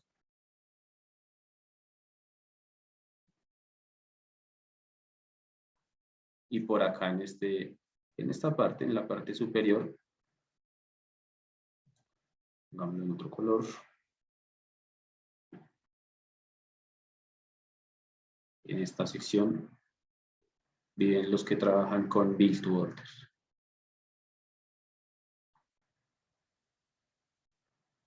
Lo cual tiene mucho sentido, ¿cierto? Porque si yo tengo un producto que es poco variable, un producto que es estándar, como pensemos, por ejemplo, no solo el cobre, sino, digamos, el arroz blanco, por ejemplo, un producto que se utiliza para las colaciones y demás, es un producto más o menos estándar. Bueno, habrán otros tipos de arroz, como arroz integral y otras cosas, pero pensemos netamente en el arroz blanco. Es un producto con poca variabilidad que trabaja bajo una estructura de make to stock, ¿cierto? Producto que se compra en el supermercado, donde si yo voy e intento adquirirlo y no está, pues busco otra marca que sí esté, o me voy a otro supermercado donde sí lo tengo. No pongo una orden para esperar a que lo fabriquen y me llegue a mí, ¿cierto? Mientras que en la parte superior, pues siguiendo con el ejemplo de los muebles, o con el ejemplo, por ejemplo, que teníamos anteriormente del yate, ¿sí? Lógicamente que la variabilidad es alta porque va a haber un cliente que me exige un diseño particular en el yate y yo necesito como empresa ser muy adaptable, tener una capacidad de respuesta alta para ese diseño que me está solicitando el cliente. Entonces, por acá viven las empresas que trabajan con Build to Order. ¿Sí? ¿Preguntas ahí? Ok. Entonces, con eso, antes de continuar y explicar un poco qué pasa con las empresas que viven por acá y por acá, voy a mostrarles el ejemplo de por qué no siempre los productos más caros son los que están más arriba y los más baratos son los que están más abajo. Pensemos en lo siguiente. Pensemos en una empresa que vive por acá y en otra que vive por acá. Esta empresa que vive acá se llama Apple. Y esta empresa que vive acá se llama Dell. ¿Cierto? ¿Todos están de acuerdo en que Apple funciona con una estrategia make to stock? ¿Alguien no estaría de acuerdo con eso? Ojo, ahí hay una cosa bien importante y es que ellos son make to stock, lo cual no significa que vendan un producto barato, porque ellos lo que venden es otra cosa, ellos venden estatus y demás. Pero como tal, lo que ellos ofrecen es un producto estándar. Ellos tienen 8 o 10 productos, tienen sus iPhone, tienen sus iMac, tienen sus iPad, demás, tienen sus productos, pero todos trabajan en una línea de producción estándar. Ellos, cuando uno va a una tienda de Mac a comprar a comprar un iPhone, a mí no me van a diseñar un iPhone específico para mí. A mí voy, pido un iPhone y me venden uno de los 10 millones que tienen en el inventario. El mismo que le venden a todo el mundo. ¿Sí? Es un producto make to stock. Que no sea barato es otra cosa. ¿Cierto? Mientras que Dell, pensemos en Apple específicamente en los Mac. Mientras que Dell ofrece los portátiles, los laptops. Estos productos que vende Dell son personalizables de acuerdo a lo que estábamos siguiendo en el ejemplo. Yo puedo pedir la RAM que quiero, el procesador que quiero, la tarjeta gráfica que quiero, el disco duro que quiero. ¿Sí? Todo esto lo puedo seleccionar. Mientras que Apple me vende un Mac estándar. Ellos me venden el MacBook Pro no sé qué, o el Air no sé qué Mac. No sé mucho de esos productos, pero me venden esos productos que son estándar. Y ojo, este Apple, esto es más caro que él. ¿Sí? Entonces estamos hablando del mismo producto, computadores portátiles, pero que a pesar que este que es Make to Stock, hecho por Apple, y este que es hecho por Dell, Build to Order, el Make to Stock es más caro que el Build to Order. ¿Sí? Pues por eso les decía yo en la explicación anterior que no siempre, que es como approach inicial, es válido mirarlo por ahí para ver si es Make to Stock o Build to Order, mirar el precio. Pero no siempre el más caro es el Build to Order y el más barato el Make to Stock. ¿Sí? Como en este caso, un ejemplo particular. ¿Vale? ¿Qué ofrece Apple? Apple ofrece su marca y demás, pero a un usuario de Apple, ellos buscan aquí un producto como producto, no como marca, no como estatus, no como lo que ofrece Apple. Como producto, ¿qué busca un cliente? Busca un computador que encienda y funcione, no busca más. Que lo pueda aprender y le funcione y que tenga su manzanita ahí por detrás. Es todo lo que busca el cliente. ¿Sí? Mientras que este señor que está comprando aquí en Dell, seguramente no le da lo mismo comprar una tarjeta gráfica, una RTX 3060 con una RTX 3090, por ejemplo. ¿Sí? Estos señores que compran este producto de Apple, estos no son gamers. Quizás estos que compran aquí Dell, estos sí podrían ser gamers. ¿Sí? Y solicitan en vez de 8 GB de RAM, necesitan 32, por ejemplo. ¿Sí? Entonces, ahí es donde se ve que la variabilidad del producto en cuanto a lo que ofrece él es mucho más alta comparada con la variabilidad de lo que busca el cliente y producto en Apple como marca. ¿Listo? ¿Preguntas? Repito, es válido hacer la simplificación como un approach inicial de analizar, si yo estoy analizando dos productos diferentes en términos de precio, para ver si uno pertenece más a la familia de push o a la familia de pull. Pero no es lo único a analizar, ¿sí? Sino que hay que analizar qué tan variable, qué tan personalizado es el producto y de acuerdo a eso mirar cómo funciona la estrategia de la empresa para satisfacer esa necesidad de mi cliente. ¿Listo? Y por supuesto que estas dos cosas en Apple y Dell exigen, a Dell le exige una mayor adaptabilidad que lo que le exige a Apple. ¿Sí? Apple tiene su línea de producción para sus Mac y salen 20.000 computadores al día y listo. Mientras que Dell no, Dell espera las órdenes de compra de sus clientes y de acuerdo a eso pone en marcha su ciclo de fabricación. ¿Sí? No puede ser tan eficiente como si lo es Mac. Y eso viene aquí a hablarnos de lo que yo les había por allá tocado antes, de que por acá vamos a tener dos conceptos que uno a veces suele confundir, de lo que es eficiencia y eficacia. ¿Alguien sabe lo que es eficiencia? ¿Alguien recuerda por allá la definición? ¿O eficacia? ¿Qué es ser eficiente y qué es ser eficaz? El ¿Cuál es la diferencia? uso más provechoso de los recursos. ¿En dónde? ¿En cuál de las dos? En eficiencia, diría. Sí. Aquí es hacerlo bien, utilizando la menor cantidad de recursos posible.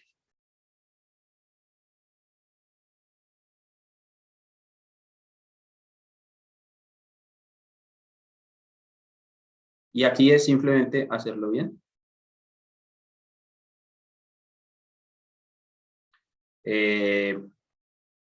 Independiente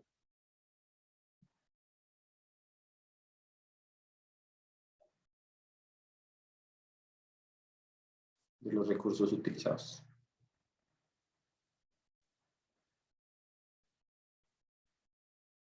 ¿Sí?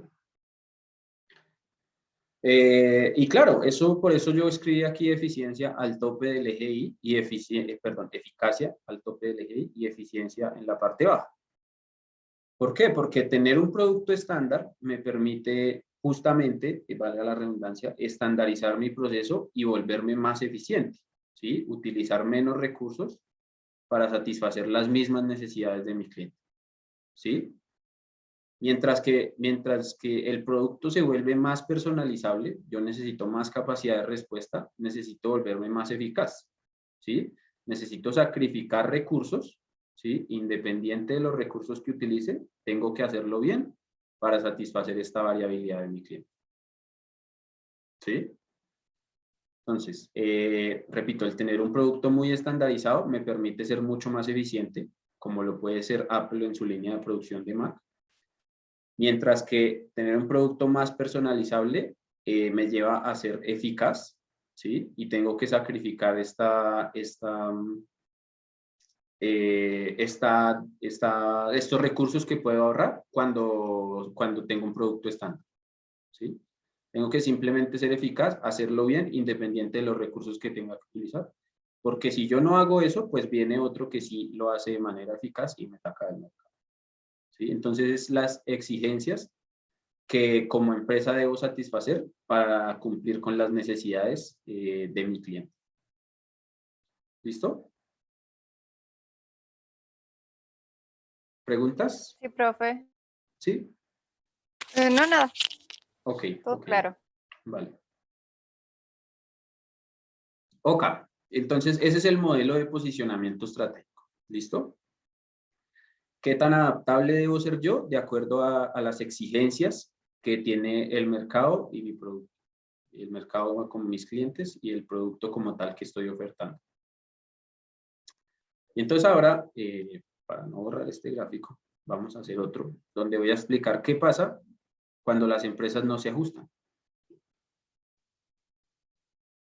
Es decir, qué pasa si yo tengo de nuevo mi gráfico. Tengo mi franja de ajuste estratégico. Aquí de nuevo tengo la capacidad de respuesta de mi cadena de suministro y aquí tengo la variabilidad de producto y cliente.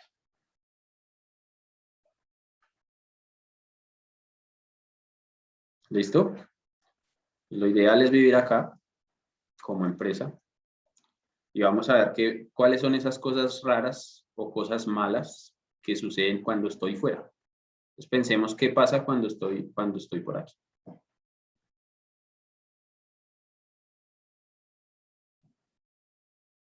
Entonces pensemos una empresa cualquiera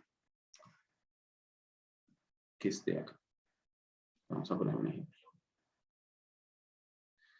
Entonces analicémoslo.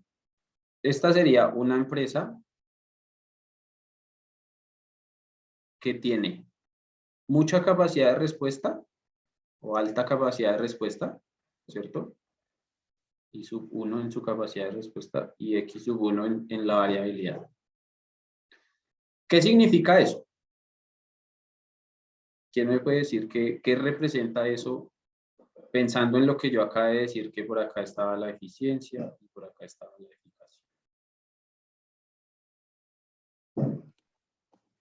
Que puede tener producto make to stock y al mismo tiempo build to order. Que como empresa yo estoy trabajando más o menos en la franja donde viven los make to stock, claro, pero yo como acá en mi capacidad de respuesta, pues yo podría vivir en la franja donde es build to order. Es decir, soy muy adaptable para un producto que no lo necesita, ¿sí? Tengo un producto X que vive acá en X1, que es más o menos estándar porque tiene poca variabilidad, pero mi cadena tiene alta capacidad de respuesta. ¿Eso qué significa? Que estoy viviendo este punto, es poco eficiente.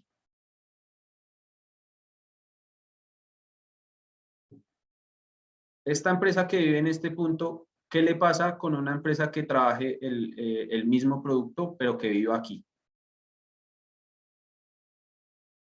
Pues la hace pedazos, ¿sí? ¿Por qué? Porque esta empresa que vive acá es más eficiente, ¿cierto?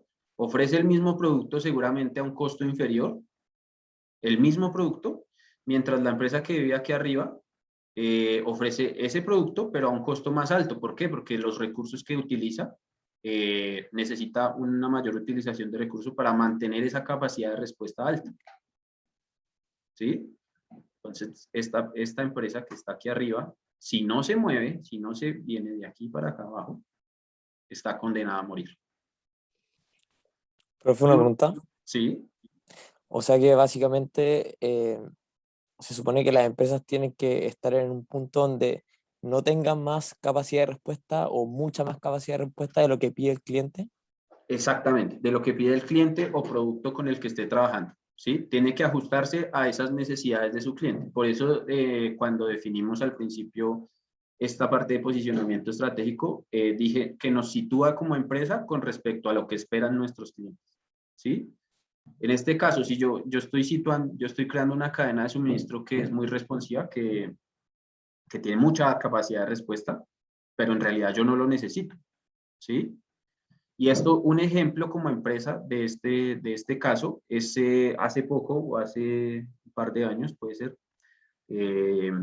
Falabella, Ripley y demás se quejaron porque los productos que ellos ofrecían, por las condiciones del mercado y demás, era más barato comprarlos en Amazon o en AliExpress que comprarlos en un distribuidor como Falabella o Ripley.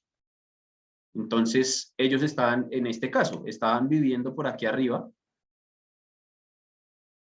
pero había alguien que lo ofrecía aquí, ¿sí? Entonces, la eficiencia de ellos es menor. Claro que ellos tienen una ventaja, digamos que es lo que compensa, que es, entre comillas, tener el producto disponible de inmediato, ¿sí? Pero en cuanto a eficiencia como tal, es decir, en cuanto a costos, mirándolo solo en temas de costos, es más barato muchas veces comprar productos por AliExpress o por Amazon que comprarlos localmente, ¿sí? Entonces, eso es comparar a Falabella y Ripley viviendo por acá contra AliExpress y Amazon viviendo por aquí, ¿sí? Entonces, estas empresas que están acá, si no se mueven, están condenadas al fracaso, van a desaparecer en el largo plazo. ¿Sí? ¿Sí es claro el ejemplo? Sí, profe. Ahora, otra forma de sobrevivir estando acá, pues es moverme para acá. Pero muchas veces eso no es factible, porque si yo estoy trabajando con un producto específico, y en el ejemplo que pusimos como del vino, que es un producto que no se puede volver build to order, pues no hay forma de desplazarme para acá. ¿Sí? Porque desplazarme para acá implica cambiar la estrategia de producción de ese producto, lo cual no es posible si estamos como en ese caso del vino, o por ejemplo el arroz, ¿sí? Un producto de consumo masivo, no tengo forma de llevarlo para acá. Es decir, si yo estoy en la franja de un producto de consumo masivo, sí o sí tengo que ser eficiente. Si no soy eficiente, voy al fracaso. ¿Vale? ¿Preguntas ahí? Ok, vámonos al otro ejemplo. Pues ahora pensemos qué pasa con las empresas que están por aquí.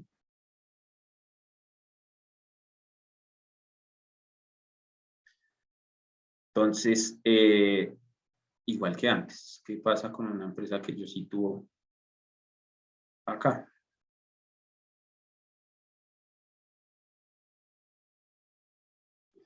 ¿Qué problema tiene esa empresa?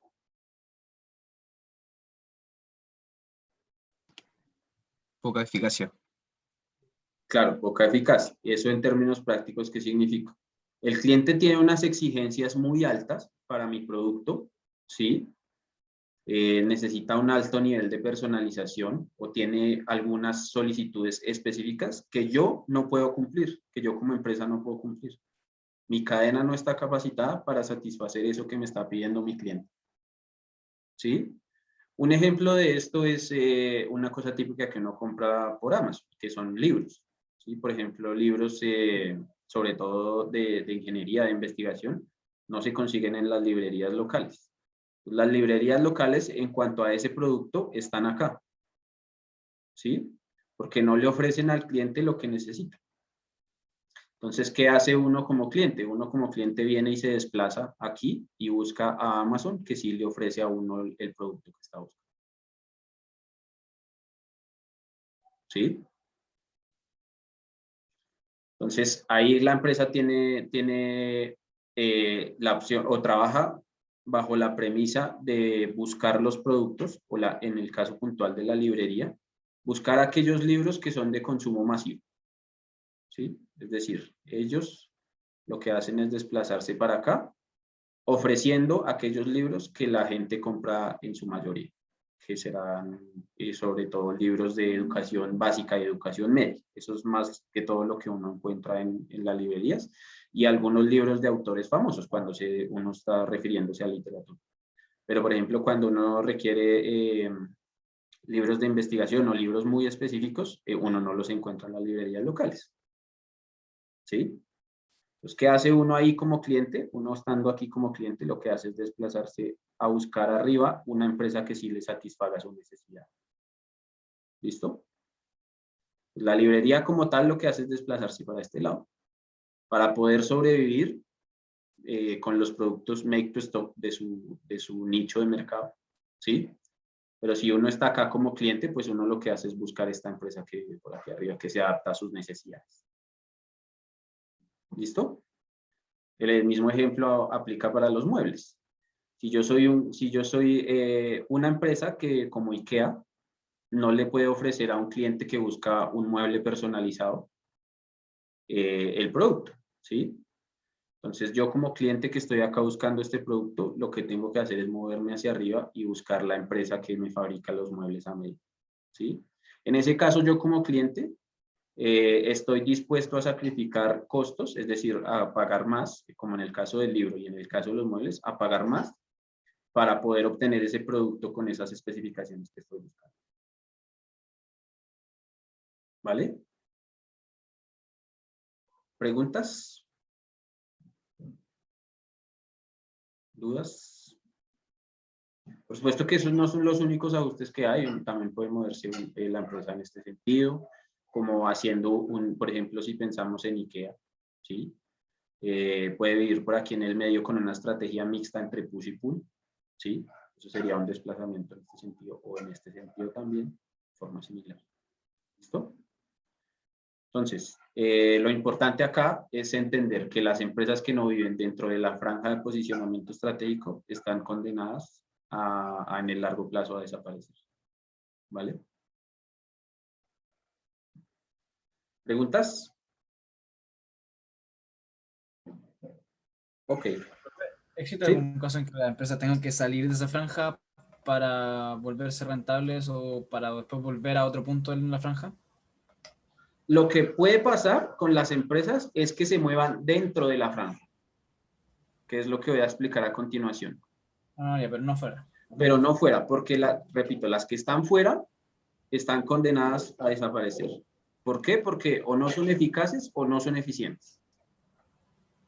Ya. ¿Vale? Pero sí, lo que sí puede pasar es que la empresa se desplace dentro de la misma franja. Eso no es monótono, digamos, sobre todo cuando hablamos de ciclovía, que es lo que voy a nombrar a continuación. Un producto va cambiando a medida que alcanza su madurez y demás. ¿Vale? Entonces la empresa como tal puede ir moviéndose dentro de la franja. Sería lo ideal que ocurra, que se mueva dentro de la franja. Ok, gracias, profe. Vale. Ok, con eso entonces vámonos a un poquito a hablar de lo que es ciclo de vida, y con eso ya estaríamos cerrando esta parte de estrategia. Profe, una consulta. Sí.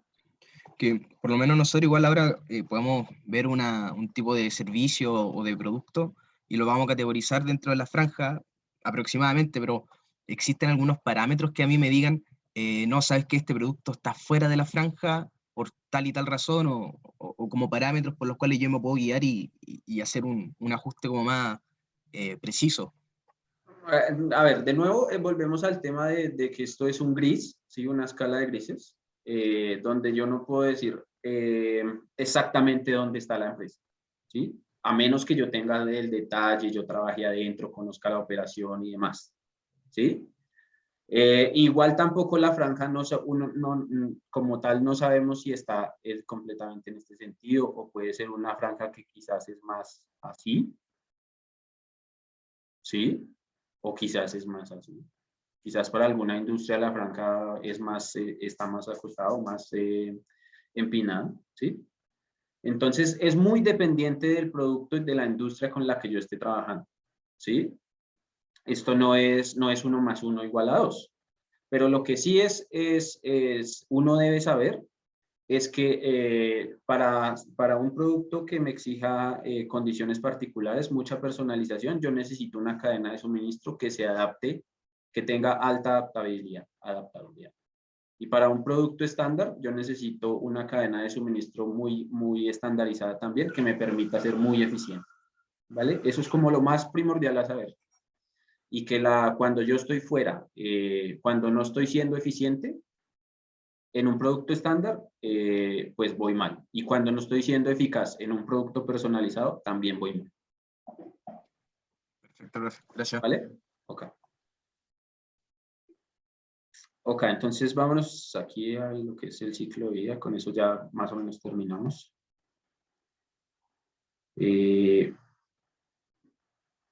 Vale, esto es como la vida de un producto, ¿sí? Esto es lo que se llama la introducción al mercado, ¿sí?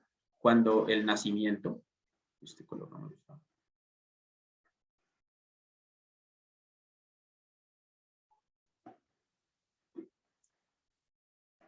La etapa de nacimiento, crecimiento,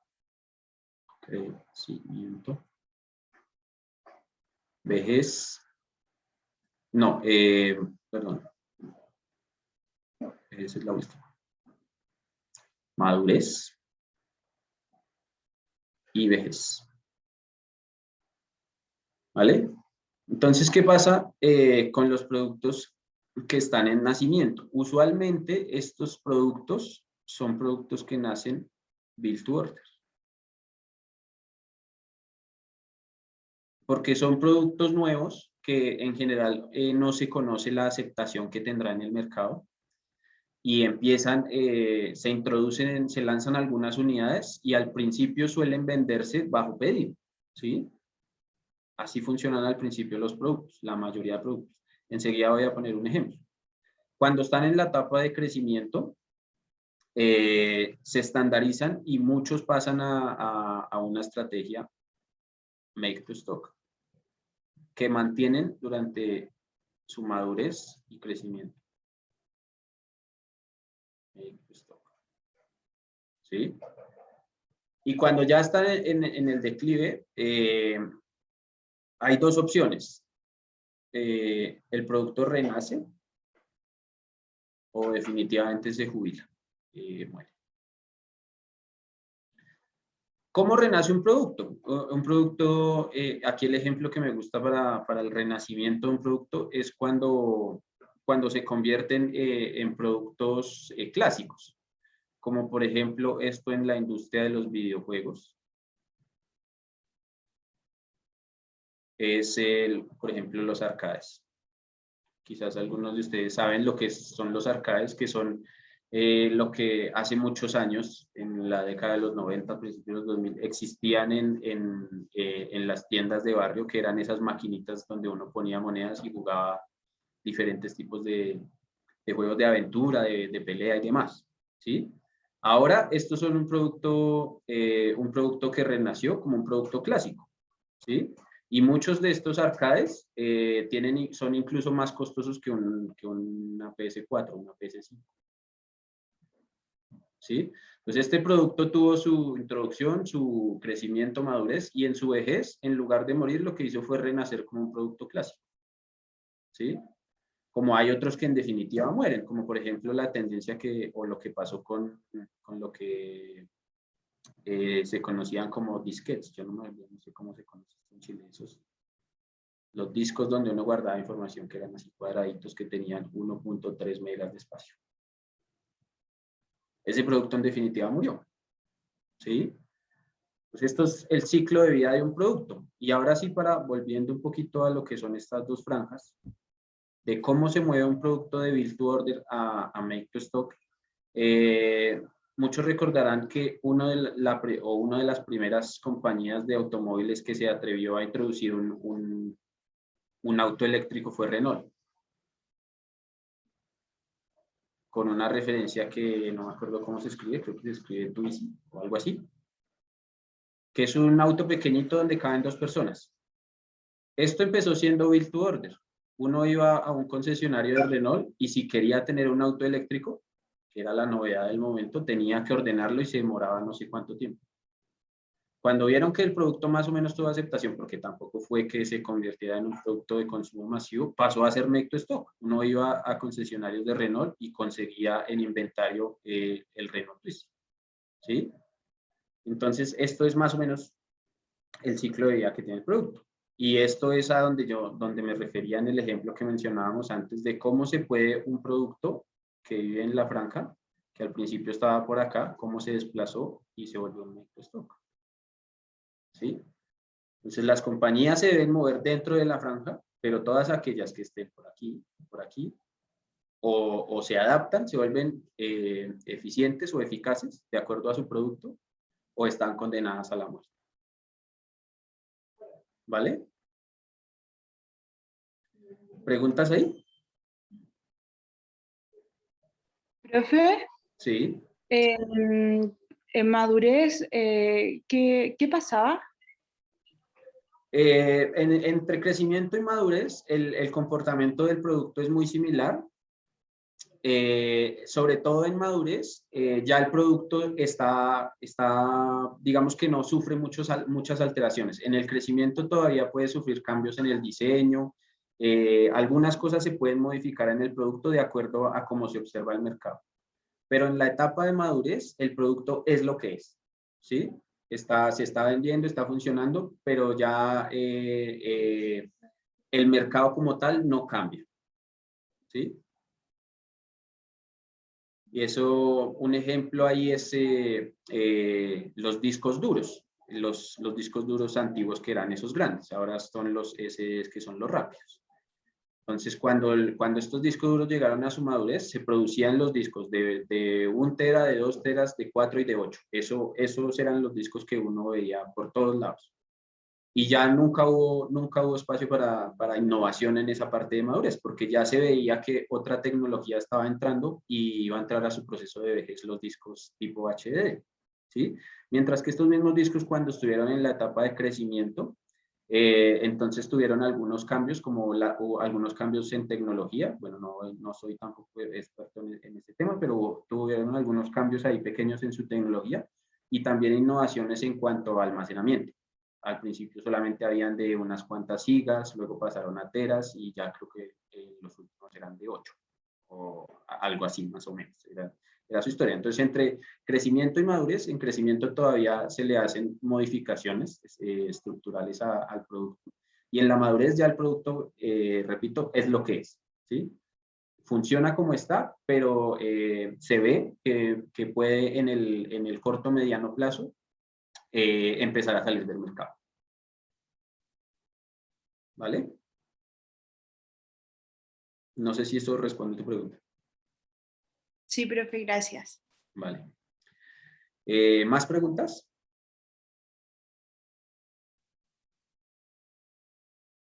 Ok. Vale, entonces con eso más o menos estamos cerrando la parte de estrategia. Hemos visto sobre todo empezar a entender cómo yo como empresa me posiciono en el mercado. Y esto es muy importante con respecto a lo que va a venir en el curso, porque de esto depende qué tipo de modelos puedo yo o no utilizar para la operación y para la táctica de mi empresa. ¿Sí? Entonces, yo no puedo utilizar un modelo de predicción de ventas si es que estoy con un producto que está siendo lanzado al mercado. O tengo que utilizar un modelo muy específico porque, por ejemplo, no tengo datos históricos de demanda. ¿Sí? Si estoy en la parte de lanzamiento, en la introducción del producto, No tengo datos históricos de demanda para generar un modelo de predicción. Seguramente tenga que utilizar un modelo cualitativo diferente, con diferentes características.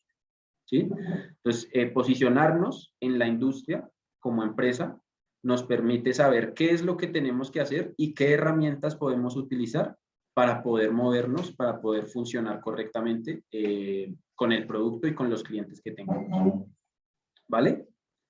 Esa es la parte importante de como tal estrategia para lo que viene del curso. ¿Listo? ¿Preguntas?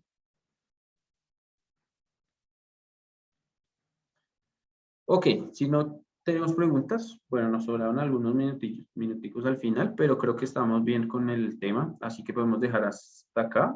Y en la ayudantía del miércoles van a ver más o menos ejemplos y un poquito de aplicación de la teoría, sobre todo con ejemplos de esto que hemos visto. Pues porque, digamos, no van a haber ejercicios puntuales, repito, porque estamos en esta sección donde funcionamos con esta escala de grises, ¿sí? Así que, repito, lo que ustedes tienen que hacer como tal cuando estén trabajando en esto, sobre todo en esta parte del curso, es justificar el por qué ustedes asumen que una cosa funciona así y no de otra forma, ¿vale? Porque el producto que yo les puse en el control, no sé, un ejemplo, ¿por qué ustedes dicen que es make to stock y no assemble to order, por ejemplo? Porque es make to order y no engineer to order, por ejemplo, ¿vale? Lógicamente que la justificación tiene que ser valedera. Puede ser que utilicen una justificación que no sirve para lo que ustedes quieren decir. En ese caso, pues, lógicamente no funcionará, pero deberían utilizar argumentos sólidos para poder explicar lo que están asumiendo, ¿vale? Y entonces, más o menos en esta línea va a ir la ayudantía del miércoles para que así queden más o menos bien en el tema y que también para el control de la próxima semana. ¿Listo? Ya, profe, todo claro. Ok, vale, Profe, entonces, ¿sí? ¿va a ser eso también dentro del ciclo de vida? Quizás algo muy mínimo, digamos, vimos así muy rápidamente lo que es el ciclo de vida. Alguna pregunta súper sencilla, no nada muy específico, como esto que acabamos de ver, pero nada, sí, no más que eso. ¿Vale? Listo, entonces con esto estaríamos listos en lo que es tema de estrategia, ¿vale? La próxima semana tenemos el control y luego iniciamos con lo que sería métodos de pronóstico.